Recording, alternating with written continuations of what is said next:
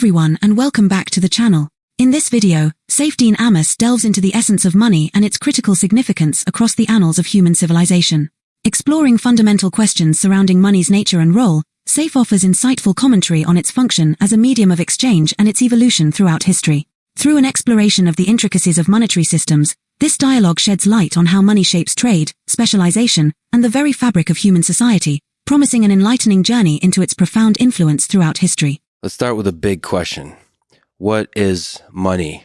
And what is the role of money in the history of human civilization? Money is a medium of exchange. The thing that defines money is that it is a good that you don't buy for its own sake, because you want to consume it itself, or because you want to employ it in the production of other goods, which is what capital goods are. So we have consumption goods, we have capital goods.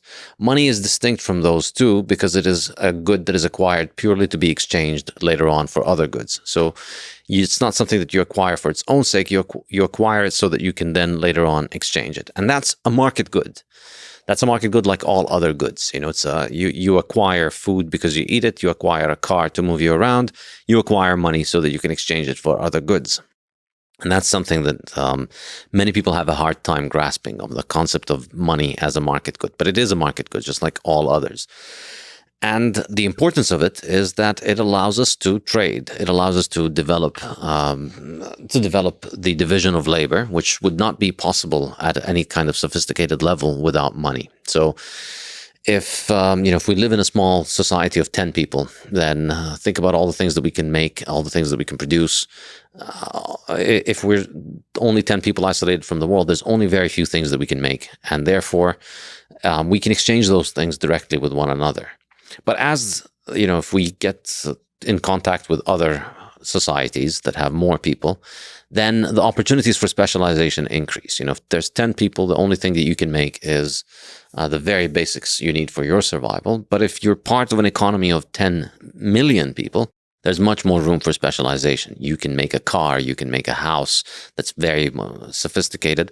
And that relies on the division of labor. That relies on you specializing in doing one tiny little thing, which is not what you consume. You trade that thing for all the things that you consume. So as the economy becomes more sophisticated and involves more people, and currently we're all part of an economy of almost 8 billion people, each one of us produces one tiny little thing, and they exchange that thing for all the things that they want. And so because we specialize, we become more productive in doing the thing that we're good at.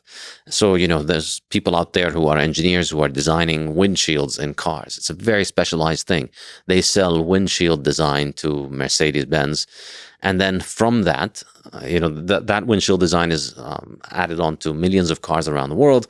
And from that, they're able to get enough money to meet all of their needs. So the division of labor is enhanced enormously with money, because without money, it's very difficult to be able to exchange a large number of goods. It's very difficult to have a sophisticated economy with a large degree of specialization, because it's very difficult to find people who want the thing that you have and have the thing that you want. We call this the coincidence of wants. And that's really the problem that money solves. So you make apples and I make oranges.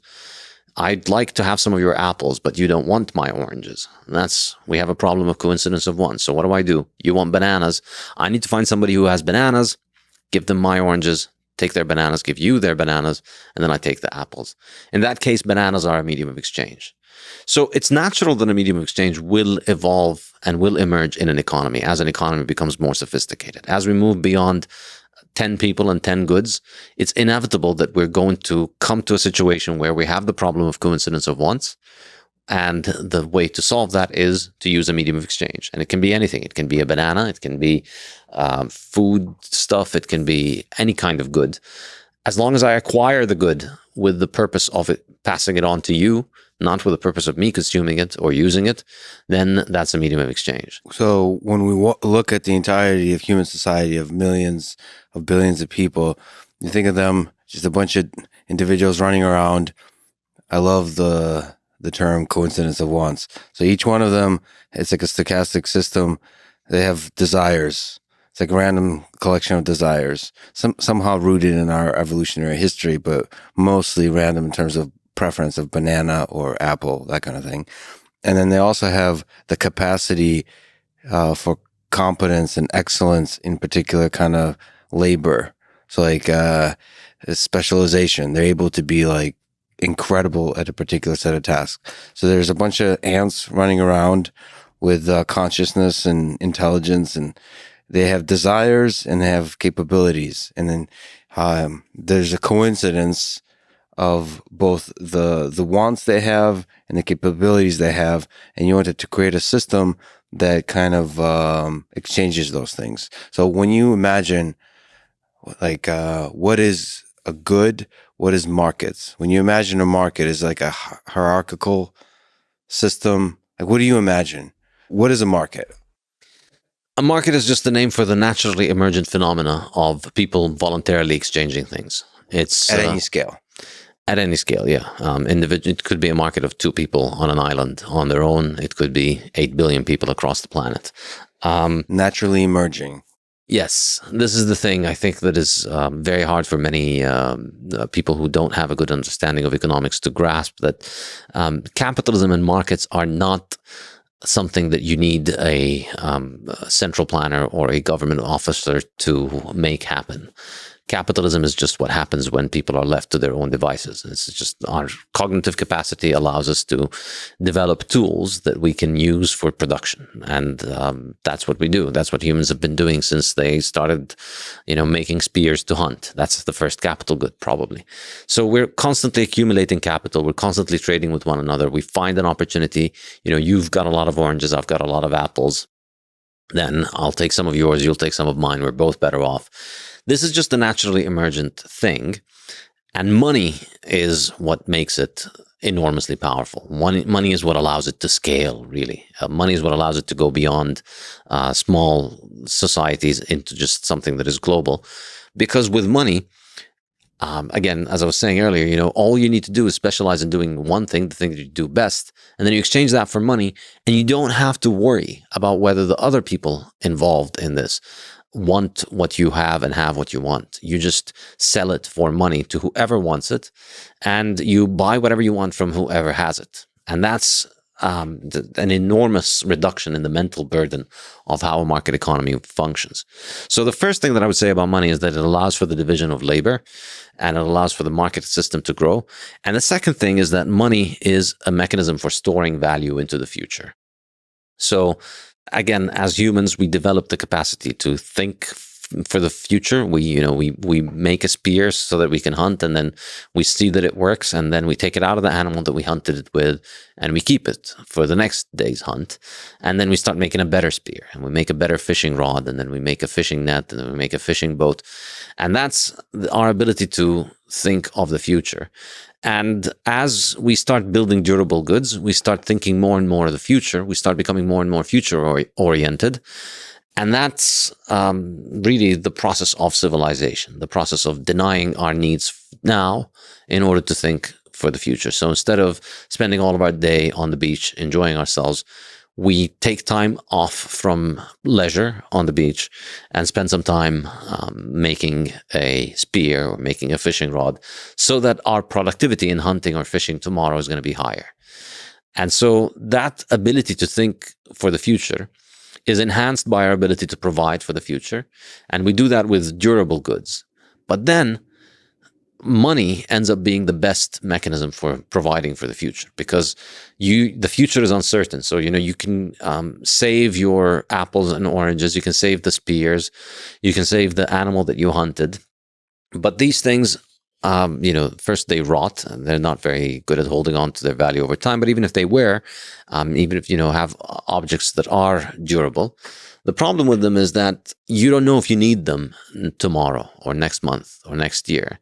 You're not sure if you're going to be needing them. And you might end up not needing them. And you might end up not finding anybody who needs them, or finding somebody who needs them but doesn't value them much and won't give you much in exchange.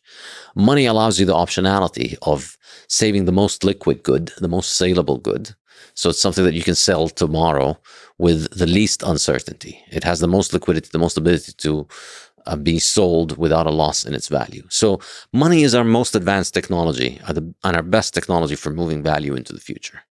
And so I think history really, I argue this in all my books, is that really history we see, we can think of it as a process of our money gets harder.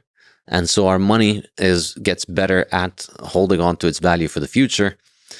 And by harder, I mean harder to produce. We find things that are hard to produce that are better at holding on to their value. So they hold on to their value better for the future. And that allows us to plot and plan for the future. That makes the future less uncertain. And that makes us more future oriented. In other words, it lowers our time preference.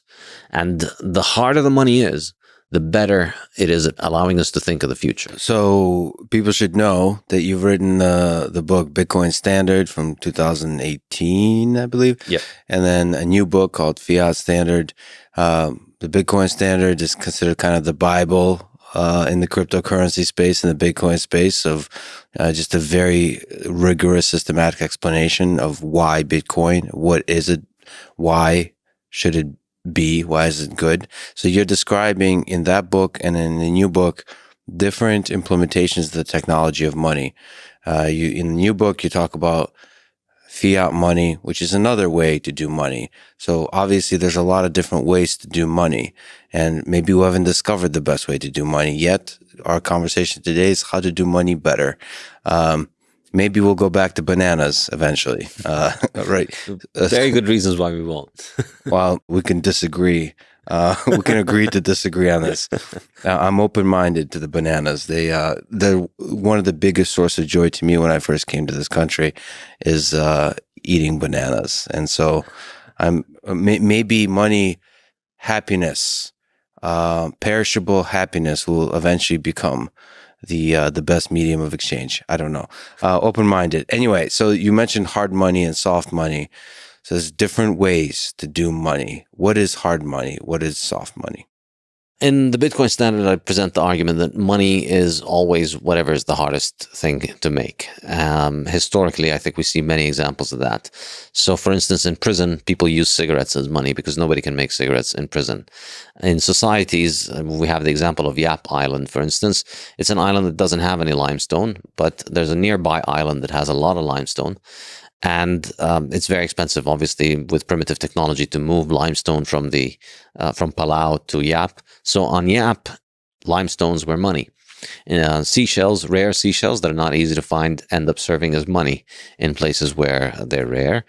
Glass beads were money in West Africa, where there was no glass making technology because they were imported from abroad and they were very hard to make. And I think there's a conscious effort of some people might recognize the hardness and the scarcity and choose this as money. But I think what's more important is just a natural evolutionary process whereby people choose all kinds of random things as money, bananas maybe even. Mm-hmm. But then the people who end up making these bad choices don't end up with any wealth left. Whereas the people who store their wealth in the things that are hard to make end up maintaining their wealth and maybe even increasing it over time. And of course, this culminated in the 19th century, in the end of the 19th century, by basically the entire planet being on a gold standard. So, what do you think about this conversation? Do you agree with Saif and his arguments? Also, did you learn anything new from this interesting conversation? Let us know in the comments section below. If you enjoy this type of content and want to see more, make sure to give this video a like and subscribe to our channel. Until next time, keep learning and keep stacking.